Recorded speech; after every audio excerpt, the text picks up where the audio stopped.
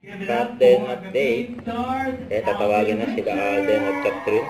Ayan ang Cut then sa Asian World Film Festival. But finally not least, Catherine Bernardo. Yun Ayan, nasa panel sila. Dahil ay magkakaroon na question and answer sa aming mga press. Let's give a round of applause for this amazing panel. To the people who see now, especially my couple guys, I think you all know that I'm not very, very far from Joy. Actually, I love the character of Ethan, so it's just so interesting. Whenever we do a scene, I just see myself in Ethan's shoes, I guess, and it's the other way around with Alden. He's very similar with Joy. So it's just interesting, you know, to explore and to get to know Joy at a deeper level while we're shooting this.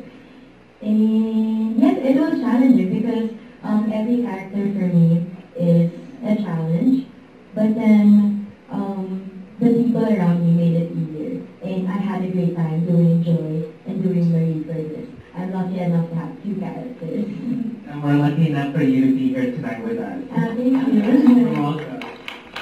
Now, Alden, the chemistry between you and Kat, how has your roles evolved in this movie, Hello, Love Again? Well, I think to answer that question, the chemistry came in naturally. And during Hello, Love, Goodbye po kasi when that was the first time Kat and I were able to work together. And I think the setup there, like, we don't know much about each other. And, you know, we started to get to know each other as we do Hello, Love, Goodbye. I think it also helped with the characters of Joy and Ethan during the first part. And right now, 5 years after, of course, the friendship was always there. And the familiarity between us, the trust between us, I think that's what radiates with the characters that we play. That's why maybe a lot of people, we've been getting a lot of comments and feedback that our chemistry, we have really good chemistry in this film, and actually also the first one. So it's basically, it came from the friendship that we have, the trust that we have with each other. I love that. And now you guys filmed in Calgary, Canada. There, one over the other, which location would you want to go back to if there was a trilogy?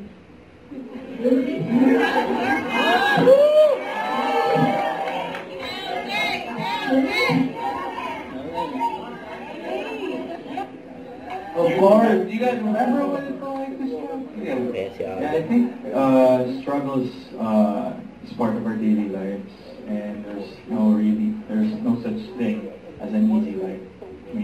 Whether you may be you grew up being rich or you grew up being poor, but I think what really matters is in this journey that you will be going through, always have faith in yourself, faith in the things that you do, but most importantly, have faith in God.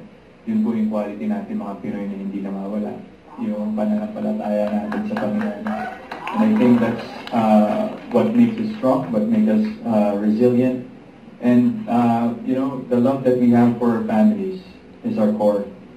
And, of course, yung mga bagay na ginagawa po natin will all be worth it because we know we have good intentions. And, yung mga pinapangarap po natin na mangyari sa buhay natin. We work so hard for that. And we know at the end, by faith, we can accomplish a lot of things. Thank you po. Catherine, naging emotional dyan. Grabe ganda ng mga sagot niya. My advice,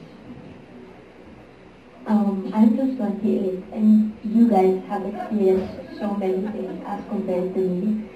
But I feel like we all have our own struggles.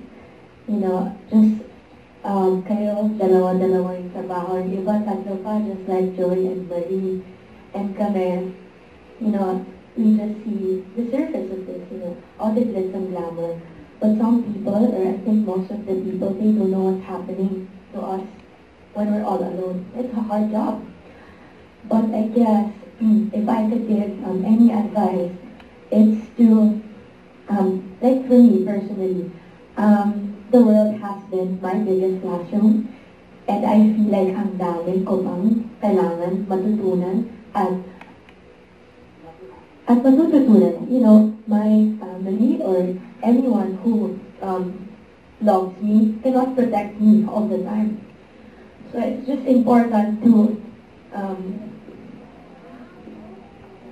we love you, Kat! You should learn from it. Kasi hindi naman ibibigay kung hindi natin bakayan. So whatever it is you're going through right now, alam ko hindi naman biro yung buhay niyo po dito. And you have so much respect sa lahat sa inyo. You know, kailangan niyo magpadala family in the Philippines, kailangan mag-provide dito, kailangan ipadala sa school, and all these things. And just like what he said, faith lang eh. Kasi during under lowest, or during the darkest times sa buhay natin, sometimes hindi mo na alam kung hindi naglalapitan. And you just have to pray and you'll see. You know, ang galing talaga kung paano lang siguro na tayo ikagay as long as we have our faith. And I think it's just important that we surround ourselves with the right people. Sometimes it can be our fellow Filipinos, and sometimes pwede din ibang lahi.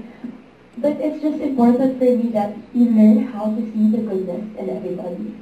Kasi hindi naman lahat ng tao masama. And important siguro na bibigyan mo sila ng chance. And pag binigay mo yung trust na yun, nasa kanila na yan kung sisirain nila yun, or ikikip mo sila sa buhay mo. You just have to give them that chance. Eh, ganun lang siguro yung ma-advise ko na yun. You know, ang dami pang mangyayari sa atin paglabas natin ng cinema, pagbalik tayo sa old buhay natin. Ang dami pa natin haharapin back to reality. But just like Joy and Ethan, I hope that after watching this, lahat tayo uuwi to our tahanans, to our homes. And it's important. I don't know if it's a person, I don't know if it's US, LA, if it's in Canada. It can be a place, a person, or a dream. It depends on you. So siguro yun yung maganda sa movie kasi we all want you to answer that question. Who is your home and what is home for you? So kung ano man pinagdadaanan nyo ngayon, laban lang. Tuloy lang tayo laban. Kasi hindi naman ibibigay kung hindi natin kakayanin. So, yeah, okay. Let's give it up for the cast.